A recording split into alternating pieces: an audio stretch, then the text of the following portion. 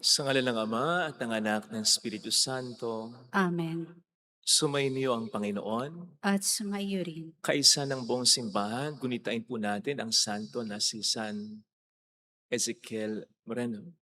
Ito po ay isang Espanyol pero nagsilbi rin dito sa Pilipinas.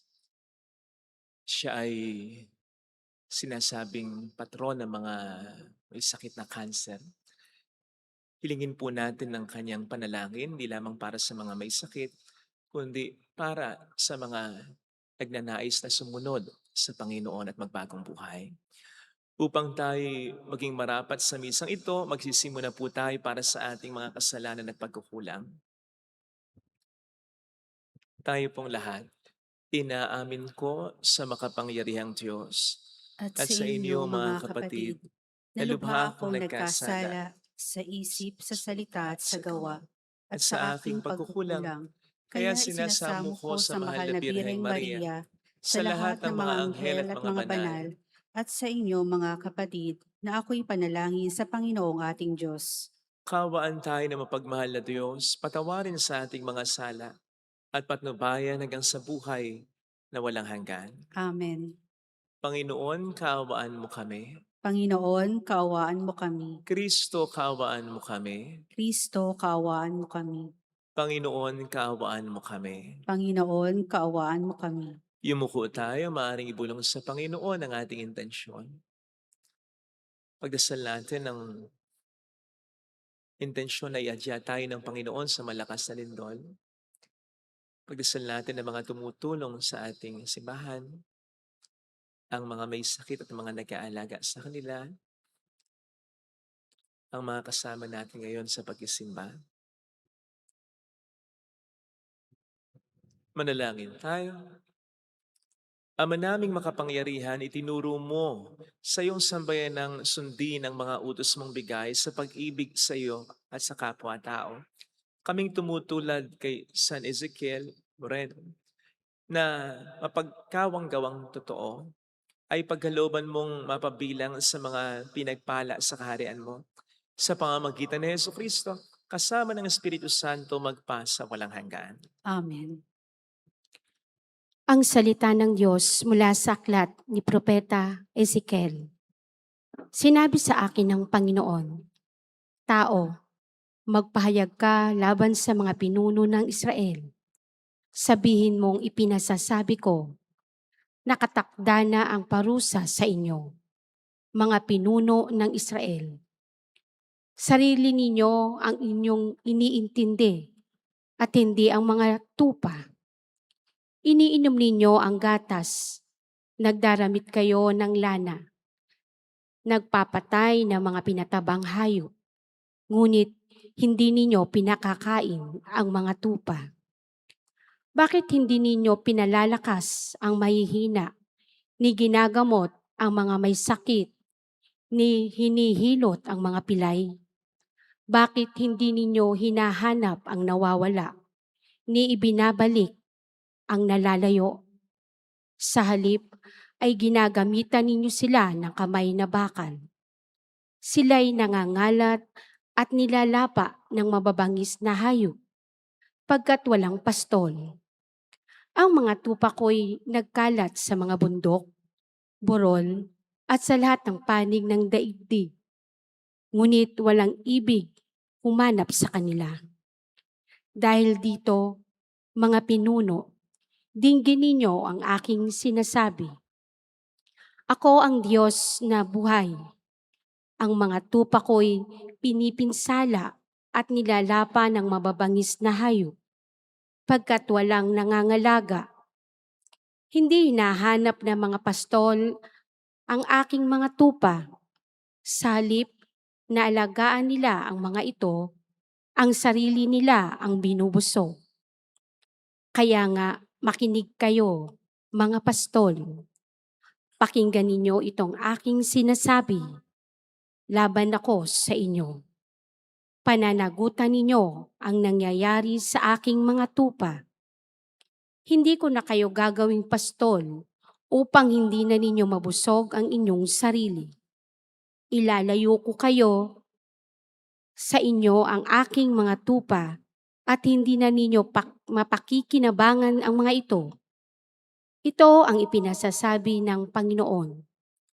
Ako mismo ang maghahanap at mag-aalaga sa aking mga tupa. Ang salita ng Diyos. Salamat sa Diyos. Pastol ko'y Panginoong Diyos, hindi ako magdaraho.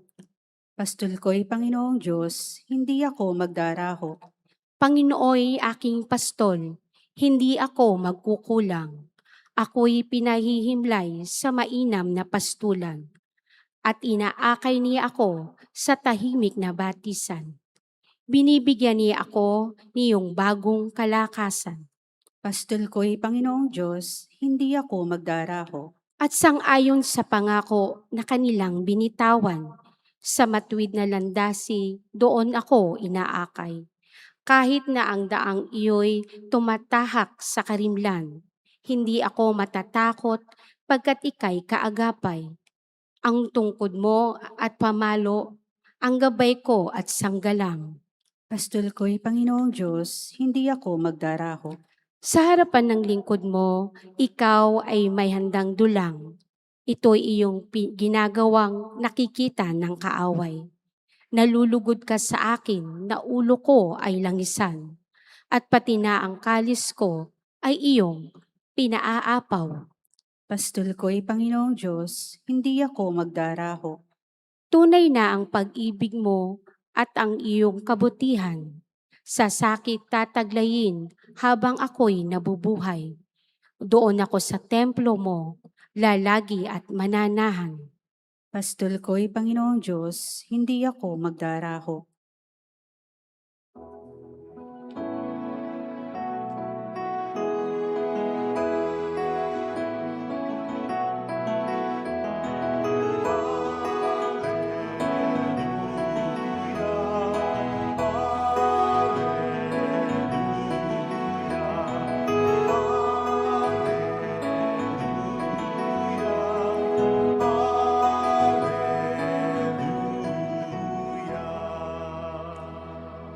Sumayin niyo ang Panginoon. At sumaiyo rin. Ang mabuting balita po ng Panginoon ayon kay San Mateo. Papuri sa iyo, Panginoon. Noong panahong iyon, sinabi ni Jesus sa kaniyang mga alagad ang talinghagang ito. Ang paghahari ng Diyos ay katulad nito. Lumabas ng umagang-umaga ang may-ari ng ubasan upang humanap ng mga manggagawa. Nang magkasundo na sila sa upa na 1 denaryo maghapon, sila'y pinapunta niya sa kanyang ubasan. Lumabas siyang muli nang mag-ikasyam ng umaga at nakakita siya ng iba pang tatayo-tayo lamang sa liwasang bayan. Sinabi niya sa kanila, pumaroon din kayo at magtrabaho sa aking ubasan at bibigyan ko kayo ng karampatang upa. At pumaroon nga sila. Lumabas na naman siya nang mag-ika-12 ng tanghali at nang mag-iikatlo ng hapon at gayon din ang ginawa niya. Nang mag-iikalima ng hapon, siya'y lumbas uli at nakakita pa ng mga ibang wala ring ginagawa. Sinabi niya sa kanila, bakit kayo tatayo-tayo lang dito sa buong maghapon? Wala pong magbigay sa amin ng trabaho eh. Sagot nila. At sinabi niya, kung gayon, pumaroon kayo at kumuha sa aking ubasan. Pagtatakip silim, sinabi ng may-ari ng ubasan sa kanyang katiwala, tawagin mo na ang mga manggagawa at sila'y upahan, magmula sa huli hanggang sa buong nagtrabaho. Ang mga nagsimula ng mag-iikalima ng hapon ay tumanggap ng tig-1 denaryo. At nang lumapit ang mga nauna, inakala nilang tatanggap sila ng higit pa doon. Ngunit ang bawat isa ay tumanggap din ng 1 denaryo. Pagkatanggap nito, nagreklamo sila sa may-ari ng ubasan. Sabi nila, 1 oras lang pong gumawa, mahuling dumating samantalang maghapon kaming nagpagal at nagtiis ng nakapapasong init ng araw. Bakit naman po ninyo pinagpare-parehong upa sa amin? At sinabi niya sa isa sa kanila, kaibigan, hindi kita dinadaya. Di ba't nagkasundo tayo sa 1 denaryo? Kunin mo ang ganang iyo at umalis ka na. Maano kung ibig kong upahan ang nahuli? Nang tulad ng upa ko sa iyo, wala ba akong karapatang gawin ng aking maibigan sa ari-arian ko? O naiinggit ka lang sa kabutihang loob ko? Kaya't ang nahuli ay mauna at ang nauna ay mahuli. Mga kapatid, ang mabuting balita ng Panginoon. Pinupuri ka namin, Panginoong Hesukristo. Welcome sa Our Lady of Lasal at Quasay Parish kung saan ayos lang pong umiyak at samahan tayo ng mahal ay nasa pag-iyak at sa pagdarasal sa kanyang anak pang maging maayos ang lahat. Alam po natin na meron tayong kasabihan, huli man daw at magaling ay naihahabol din. Pero minsan may nagsasabi, huli man daw at magaling, huli pa rin. Ito'y parang pag-aalis o pagbabawas ng halaga sa mga bagay na ginagawa ng huli na. Halimbawa, yung huli ng umaksyon, huli ng nagpakabuti, huli na ng bago. Iba pa rin nga daw kasi yung sa una pa lang, or at least on time. Wala nga naman daw mga panahon o pagkakataon na masasayang. Well, hindi po ganyan ang pagtingin ng Panginoon natin sa mga huling dumarating or latecomers sa kanyang kaharian. Yan po ang pinapakita sa ating ebanghelyong napakinggan kung saan yung may-ari ng ubasan ay nagbigay ng upa sa mga nahuli ng nagtrabaho na katulad ng inupa rin niya sa mga naunang nagtrabaho. Hindi sinabi ng may-ari ng ubasan na by the way ay sumisimbolo sa Diyos. O dahil huli na kayo nagtrabaho, o kaya dahil huli na kayong umaksyon, huli na kayong nagpakabuti, huli na kayong nagsisi, wala na o bawas na ang grasya na ibibigay ko sa inyo. Hindi ganun ang Diyos. Hindi siya tulad nating mga tao. Meron po kaming basketball team, kaming mga pare dito sa Bulacan. Ang tawag sa amin ay Paring Bulacan yung basketball team. Ang coach namin ay ang ating kaibigan, Father Chicks Garcia. At ang isa sa ginagawa niya bilang coach, of course, ay ang magdesisyon kung sinong ipapasok o ilalabas niyang players. Napapansin ko sa kanya, priority niya yung mga unang dumarating sa warm-up, yung mga nagwa-warm-up. At syempre, yung mga nagpa-practice, di ba? Pagdating ng first 5, yun ang unahin niya. Yun ang ipapasok niya. Na para sa akin ay tama lang. Dahil kung ako nasa kalagayan niya, yun din ang gagawin ko. Unang-una, ba't mo ipapasok yung hindi nag-warm up? O yung hindi nag-practice? At pangalawa, incentive sa mga nagwa-warm up, sa mga nagpa-practice. Ganon tayo. Ganon ang normal na sitwasyon natin. Sabi ko nga, kahit ako ang nasa kalagayan ni Father Jix, yun din ang gagawin ko. At kaya nga din tayo may expression na first come, first serve. Diba? At meron din tayong sistema na seniority system. Yung mga mas nakatatanda o mas matagal na, di ba? Pero hindi ganoon sa salvation economy ng Diyos. God is not like that when it comes to the latecomers in His kingdom. For Him, latecomers in His kingdom are not second 5, second best, second class. For Him, like the first comers, latecomers are also first 5, first class. The best. Hindi niya sasabihin sa mga nahuli, huli man daw at magaling, huli pa rin. Instead, malamang sasabihin niya, huli man at magaling, magaling pa rin. At ang magandang halimbawa dito ay yung magnanakaw na bago mamatay ay nakiusap kay Jesus, Jesus, alalahanin mo ako pag nag-aahari ka na. Na hindi natin alam kung gaanong naging napakasama at hindi rin natin alam kung may nagawang mabuti para sa Diyos at para sa kaniyang kapwa. Pero nang mamamatay na siya, sa huli na, at makiusap siya kay Jesus, naka-jackpot siya, naging mapalad siya. Sapagkat hindi sinabi ng ating Panginoon sa kanya, too bad, you're too late, dapat dati pa. O kaya, o sige, isasama kita sa paraiso pero sa purgatorio ka muna. Dapat munang malinis ang iyong kaluluwa. Ang lagay ba'y mauna ka pa sa aking ina o sa aking alagad na narito? Sa mga tagasunod kong narito? Mauna ka pa kaysa sa kanila? Kapanlaman ng mukha mo. Hindi fair yun. Hindi. Sa halip ay buong pusong sinabi ng Panginoon sa kanya. Buong puso kasi kahit na mamatay na si Jesus, inipon pa niya ang kanyang lakas para sabihin yung sinasabi ko sa iyo. Ngayon din ay isasama kita sa paraiso. Sapagkat para kay Jesus, kahit latecomer ang magnanakaw na ito, tinatrato pa rin niyang the best. Ito.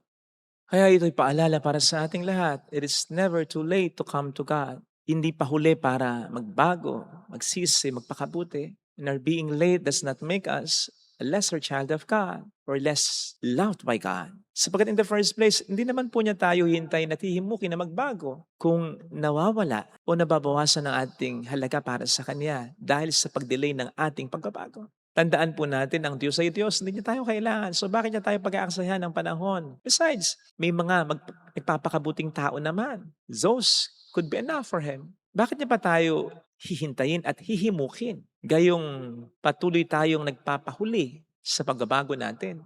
Notice that yung nagpapatrabaho pa rin o yung may-ari pa rin ng ubasan ang naging dahilan para yung mga huling nagtrabaho ay makapagtrabaho pa rin naman. Dahil kahit na mga huling oras na, lumalabas pa rin naman siya at ganun ang Diyos. Siya ang itong naghahanap sa atin, siya ang itong humihimok sa atin.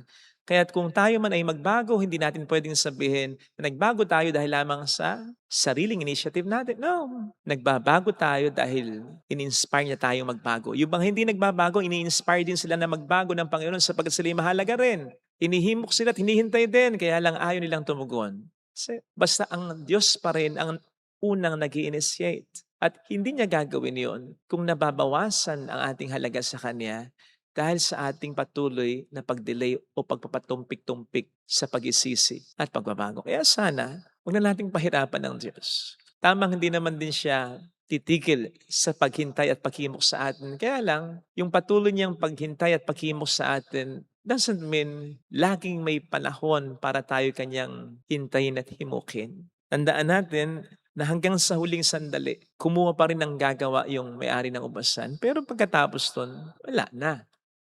Wala ng time. So darating din ang pagkakataon na yung patuloy na paghimok at paghihintay ng Diyos sa atin ay titigil na rin. Hindi dahil napapagod siya, kundi dahil may certain time lang talaga. Kaya sana habang maaga, paunlakan na po natin ang paghimok at paghihintay niya. Habang maaga, makahabol pa tayo kahit huli na. Kesa naman sa huli na tayo humabol nang wala na tayong hahabulin pa.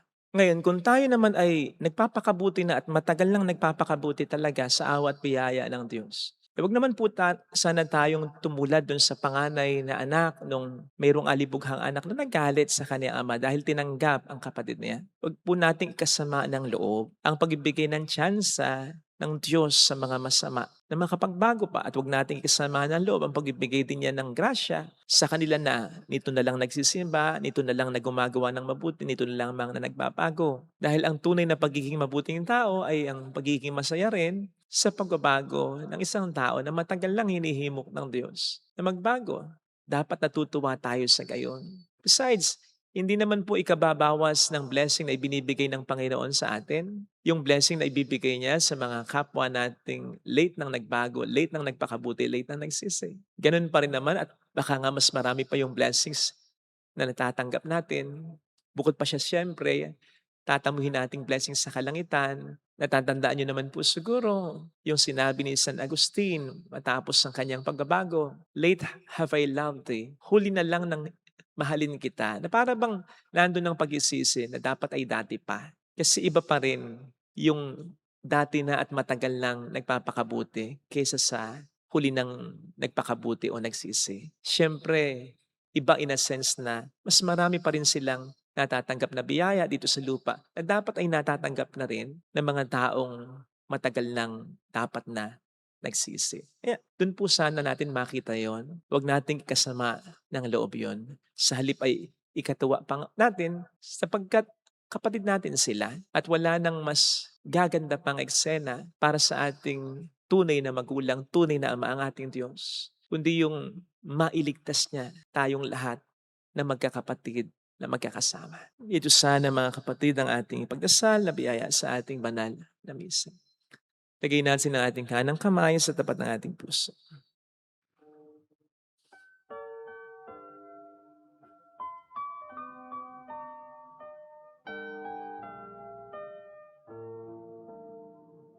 Alam kong may magagawa. Makapangyarihan siya. Alam kong may magagawa ang Diyos. Walang imposible sa Kanya. Kung ako'y magtatapat, sa Kanya'y maglilingkod, alam kong may magagawa ang Diyos. Ang Diyos Alam kong di rin ginang Diyos ang samo ko, sapagkat anak niya ako. Alam kong di rin ginang Diyos ang samo ko, sapagkat alam niya ang kalagayan mo. Kung ako'y magtatapat, sa Kanya'y maglilingkod, alam kong di rin ginang Diyos ang samo ko. Pumikit tayo, Panginoon, tulungan mo po kami na magkaroon ng pagmamahal at pagmamalasakit na tulad ng sa iyo, kahit sa mga kapwa naming gumagawa ng masama o hindi pa nagbabago. Huwag nawa kaming agad na humusga, magbigay nawa din kami ng tsansa at hangarin namin, ikasiya namin ang pagbabago nila. Makita rin namin na ang mga biyayang tinatanggap at tatanggapin naman namin ay hindi naman dahil sa pagiging mabuti namin, kundi dahil sa kabutihan mo sa amin. In as much as marami din naman kaming pagkakasala, pero patuloy mo pa rin kaming pinagpapala. Hallelujah! Ito sana ay ibahagi din namin sa iba. Ipagdasal din namin para sa kanila. Siya ay muling mabalik sa atin sapagkat alam namin yun ang inaasahan mo sa amin talaga.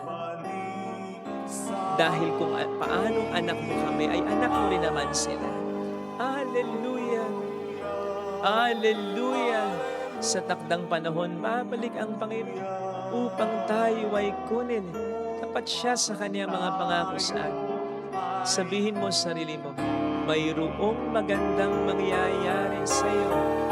Higit pa sa inaasahan mo sapagkat mahal ka ng Diyos, pakatandaan. Kung lalapit ka kay Jesus, maaaring matagal, maaaring maging mahirap, pero magiging maayos din ang lahat. Kay Jesus, mayroong magandang mangyayari sa iyo. Hindi pa huli para magbago, para magsisi. In fact, hinihintay ka ng Diyos. Inaabangan tayo ng Diyos, sinihimok tayo ng Diyos. Papuri sa Ama at sa Anak sa Espiritu Santo. Kapara na sa unang-una, ngayon, magpakailanman at magpasawalang hanggan. Amen. Pag-aalay. Salamat po sa inyong tulong para patuloy tayo makatulong.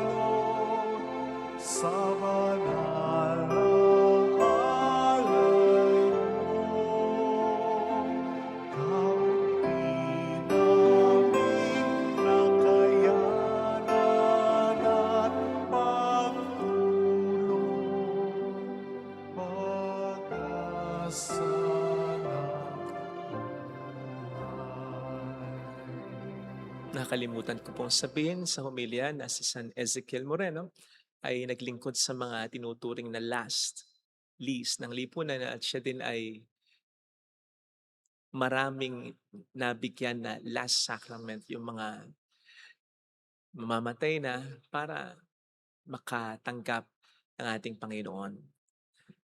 Manalangin tayo upang ating handog ay maging kalugod-lugod sa Diyos Amang makapangyarihan. Tanggapin nawa ng Panginoon itong paghahain sa iyong mga kamay, sa kapurihan niya at karangalan sa ating kapakinabangan at sa buong sambayanan niyang banal. Ama naming lumikha, tanggapin mo ang mga alay ng iyong bayan at ipagkaloob mong kaming gumugunita sa ginanap ng iyong anak sa kalakhan ng kanyang pag-ibig ay mapatatag ng halimbawa ng mga banal sa pamamagitan ng Hesukristo kasama ang Espiritu Santo magpa sa walang hanggan. Amen. Sumainyo ang Panginoon. At sumayo Itaas sa rin, Diyos ang inyong puso at diwa. itinaas na namin sa Panginoon. Pasalamatan ng ating Panginoong Diyos. Marapat na siya ay pasalamatan. Ama naming makapangyarihan, tunay nga pong marapat na ikaw ay pasalamatan. Ang pagkaparangal sa iyong kabutihay, lagi mong pinapaalingaw-ngaw sa iyong sambayanan sa pagkakaroon ng mga kaanib na maasahan na tapat tulad mo sa pananagutan upang magbunga ang punyagi ng iyong anak na sa iyong pag-ibig kami makatulad. Ang mga banal na tao ay tumutulong sa lahat sa pagbibigay ng halimbawa at pananalangin wagas. Kaya kaisa ng mga anghel na nagkisiawit ng papuri sa iyo ng walang humpay sa kalangitan, kami nagbubunyi sa iyong kadakilaan. Santo, Santo, Santo, Panginoong Diyos ng mga hukbo, napupuno ang langit at lupa ng kadakilaan mo, o sana sa kaitaasan. Pinagpalang na paririto sa ngalan ng Panginoon, o sana sa kaitaasan. Ama naming banal, ikaw ang bukhal ng tanang kabanalan, kaya sa pamamagitan ng iyong Espiritu, gawin mong banal ang mga kaloob na ito upang para sa amin ay maging katawan at dugo ng aming Panginoong Hesukristo. Bago niya pinagtiis ang kusang loob na maging handog, inawakan niya ang tinapay, pinasalamatan kaniya, pinaghati-hati niya iyon, iniabot sa kaniyang mga alagad at sinabi, "Tanggapin ninyong lahat ito at kanin. Ito ang aking katawan na iahandog para sa inyo."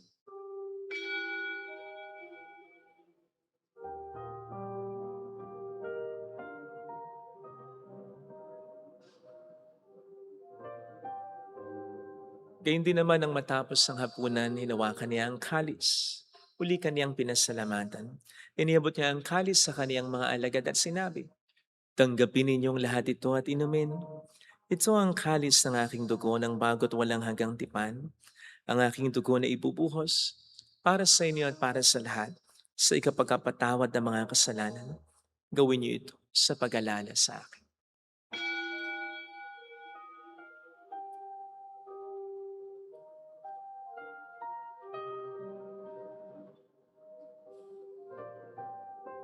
Ang misteryo ng ating pananampalataya. Si Kristo'y namatay, si Kristo'y nabuhay, si Kristo'y babalik sa wakas ng panahon. Ama, ginagawa namin ngayon ang pag-alaala sa pagkamatay at muling pagkabuhay ng iyong anak.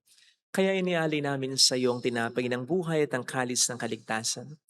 Kami nagpapasalamat dahil kami iyong minarapat at tumayo sa harap mo para maglingkod sa iyo. Sinasamo namin kami na magsasalo sa katawan at dugo ni Kristo ay mabuklod sa pagkakaisa sa pamamagitan ng Espiritu Santo. Ama, lingapin mo ang iyong simbahang laganap sa buong daigdig. Puspusin mo kami sa pag-ibig. Kaisa, ni Leo na aming Papa, ni Dennis na aming Obispo at ang Tanang Kaparian. Alalahanin mo ang mga kapatid naming nahimlay nang may pag-asang sila muling mabubuhay, lalo ng aming mga ipagdarasal. Saglit nating ipagdasal ang ating mga kakilala na yumao na.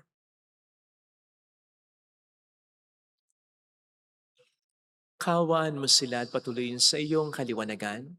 Kawaan mo at paging tapatin kaming lahat na makasalo sa iyong buhay na walang wakas.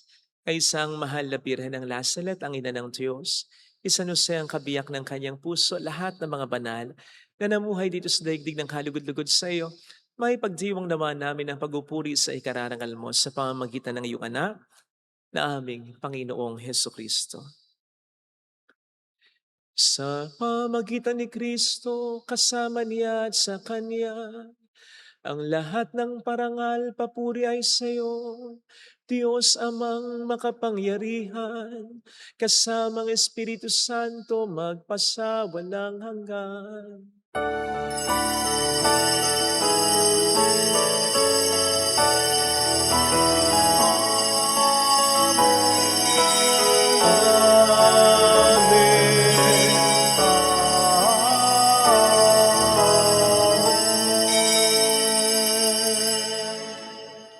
Tumawag tayo sa Ama.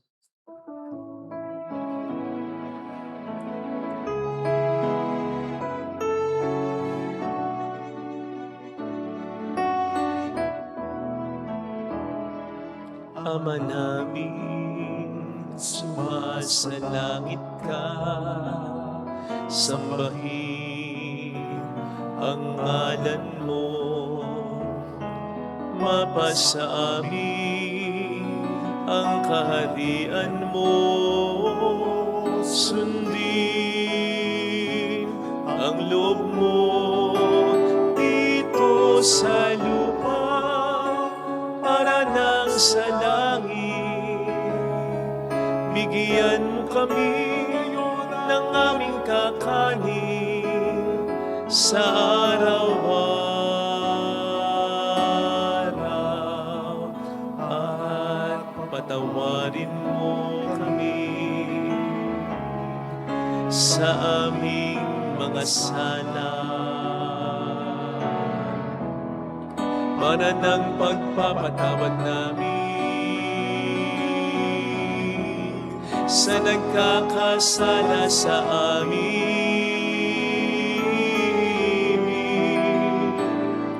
At huwag mo kami ipahintulot sa tukso at ihadya mo kami sa lahat ng masama.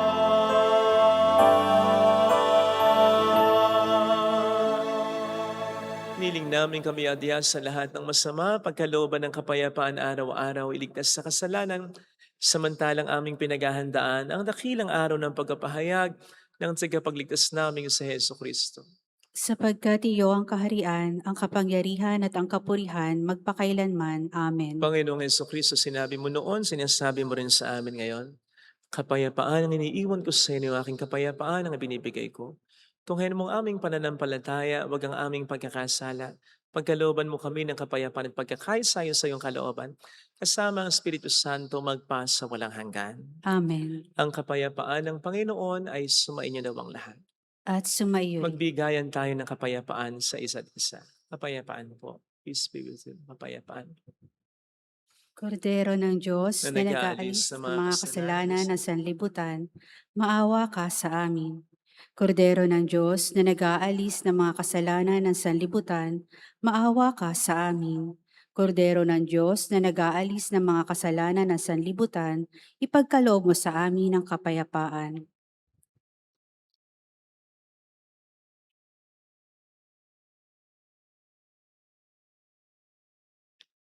Narito sa harap natin ng Panginoon ang ating buhay at kaligtasan. Mapalad tayong inaanayahan. Panginoon, hindi ako karapat-dapat na magpatuloy sa iyo, ngunit sa isang salita mo lamang ay gagaling na ako.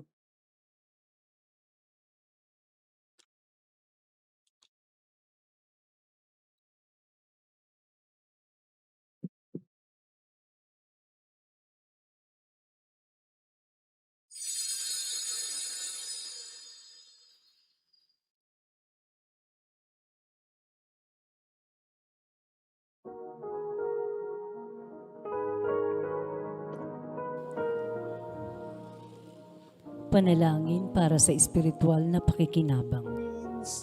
Panginoong Hesus, ako ay naniniwala na ikaw ay nasa kabanal-banalang sakramento.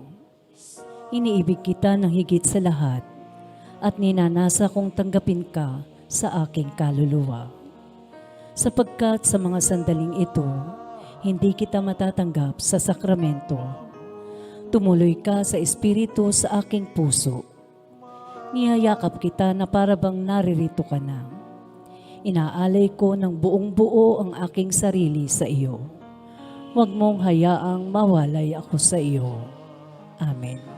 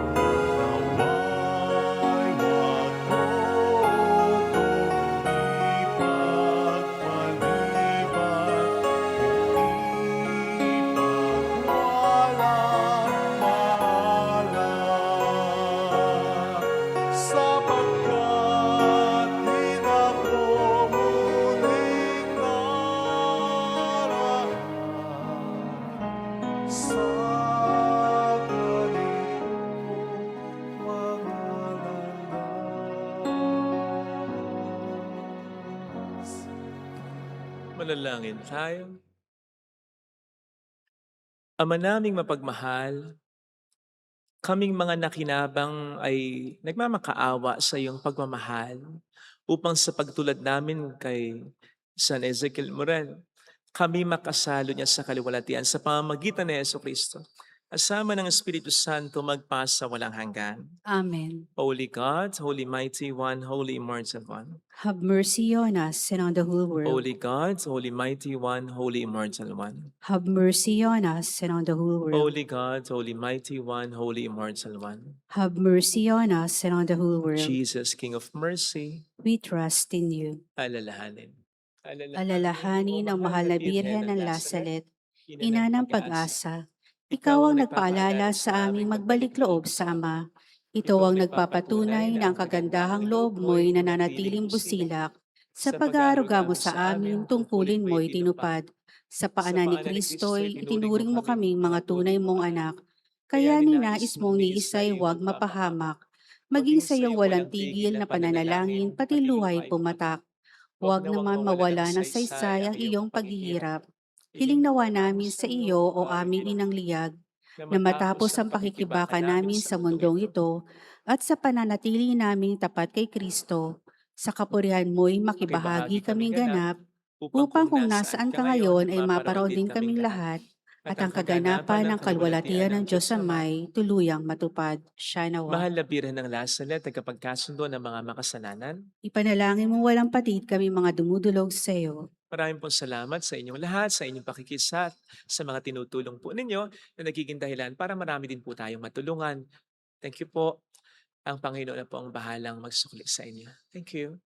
Sumainyo ang Panginoon. At sumayoy. Pagpalain kayo kasama ang ating pamilya ng mapagmahal na Diyos, ng Ama at ng Anak at ng Espiritu Santo.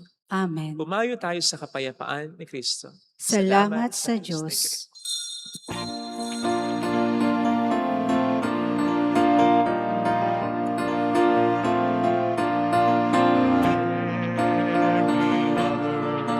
Of the Lord,